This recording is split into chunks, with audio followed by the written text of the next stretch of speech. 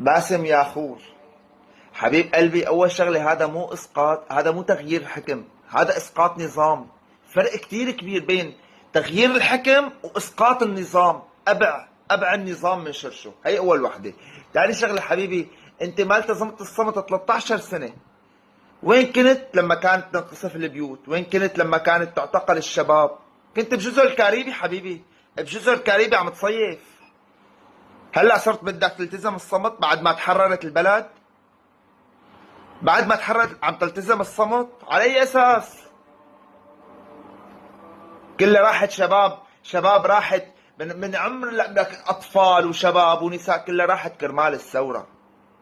لكن انت كل الفنانين اللي كانوا مؤيدين طلعوا وحكوا واعتذروا وقاموا وحطوا الا انت معلم.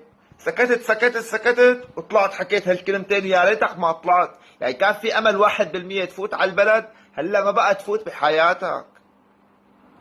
شو بدك بهالقصص هاي انت؟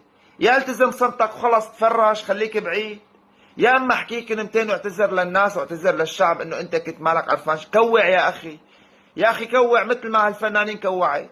وانا بنصح كل فنان ما يطلع يحكي لا بسياسه ولا بالشيء، خليه بفنه وبس، عم يقدم رساله بفنه وبس، قولا واحدا.